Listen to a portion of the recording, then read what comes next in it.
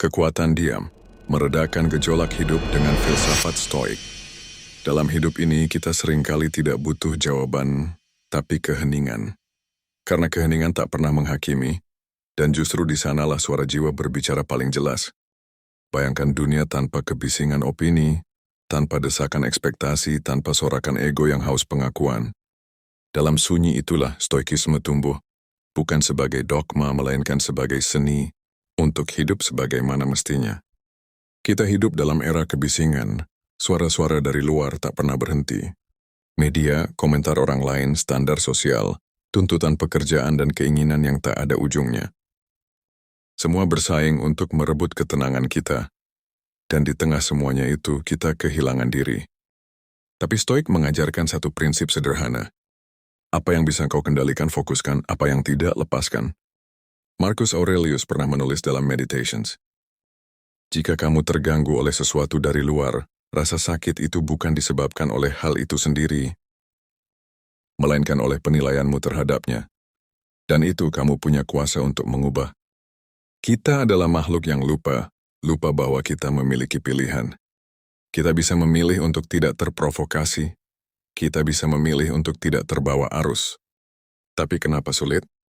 Karena kita terlalu melekat pada keinginan. Kita ingin orang lain suka. Kita ingin semuanya berjalan sesuai rencana. Kita ingin dunia adil. Namun stoikisme tidak menjanjikan dunia yang adil.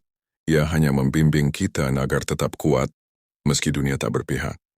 Pernahkah kamu duduk dalam keheningan malam memandang langit dan merasa begitu kecil? Itulah momen ketika ego meredup dan jiwa menguat.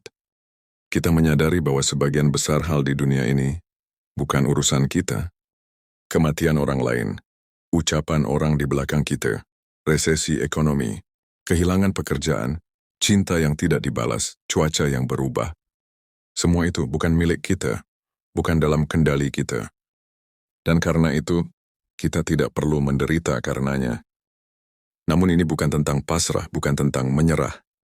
Ini tentang mengarahkan energi pada hal yang benar. Epictetus mengingatkan, bukan hal-hal itu yang menyusahkan kita, tapi cara kita memikirkannya. Apa yang bisa kau kendalikan hari ini? Pilihanmu untuk diam ketika dunia memancing emosimu. Pilihanmu untuk bersyukur meski tak punya segalanya. Pilihanmu untuk tetap berjalan meski terluka. Di sanalah kebebasan sejati berada. Banyak orang hari ini berlomba untuk menjadi sukses. Menjadi terkenal, menjadi yang paling berpengaruh. Tapi jarang yang berusaha menjadi bijak. Stoikisme tidak memintamu menjadi hebat, tapi menjadi sadar. Dan dalam kesadaran itu, terbuka pintu ketenangan. Kita semua pernah dikhianati, pernah kehilangan, pernah merasa tidak adil. Tapi pertanyaannya, apa yang kita lakukan setelahnya?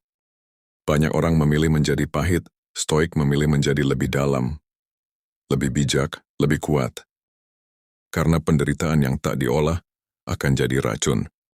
Tapi penderitaan yang direnungkan bisa jadi jalan menuju kebijaksanaan. Stoik mengajarkan kita untuk hidup dengan kematian di depan mata. Bukan untuk takut, tapi agar kita lebih hidup. Bayangkan kalau hari ini adalah hari terakhirmu. Apakah kamu akan menghabiskannya dengan marah, dengan iri, dengan mengeluh? Atau justru kamu akan duduk tenang, bersyukur untuk satu tarikan napas terakhir, dan mengucapkan, aku telah hidup, itu cukup. Semua ini bukan teori tapi latihan jiwa. Kamu akan jatuh, kamu akan gagal, kamu akan tergoda dan itu wajar. Karena menjadi stoik bukan tentang menjadi sempurna, tapi tentang terus kembali ke pusatmu. Seperti anak panah yang menyimpang, tugasmu adalah kembali pada sasaran. Sasaran itu adalah dirimu yang sadar, yang jernih, yang tidak reaktif. Ketika badai datang, orang lain panik, stoik diam.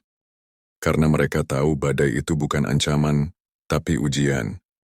Dan bukan dunia yang menentukan siapa kita, tapi bagaimana kita merespons dunia itulah yang membentuk karakter kita. Latihlah jiwamu seperti seorang petarung melatih tubuhnya. Dengan disiplin, dengan kesunyian, dengan rendah hati. Dan di akhir hari, ketika kamu duduk sendirian tak ada yang melihat, tak ada yang menilai, itulah saatmu menjadi stoik sejati. Karena kamu tahu, ketenangan sejati bukan untuk dipamerkan, tapi untuk dinikmati dalam diam. Jika kamu sampai di sini, aku ingin mengajakmu untuk menanam satu prinsip. Tenang bukan berarti lemah. Diam bukan berarti kalah, justru dalam diam kita menemukan kekuatan sejati. Tapi tentu saja, menjadi stoik di tengah dunia modern bukan perkara sederhana.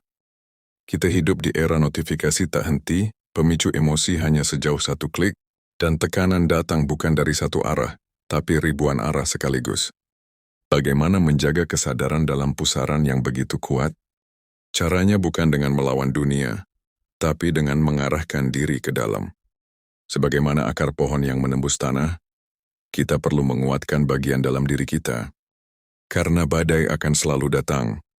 Tapi jika akar kita cukup dalam, tidak ada angin yang mampu merobohkan kita. Stoikisme bukan teknik motivasi singkat. Ia bukan pelarian sesaat dari rasa sakit. Ia adalah latihan jiwa. Yang dilakukan setiap hari, dalam sunyi, tanpa pujian, tanpa tepuk tangan. Kita merenung. Kita bertanya apa yang sebenarnya penting. Apa yang sebenarnya bisa kupegang dan apa yang harus kulepaskan.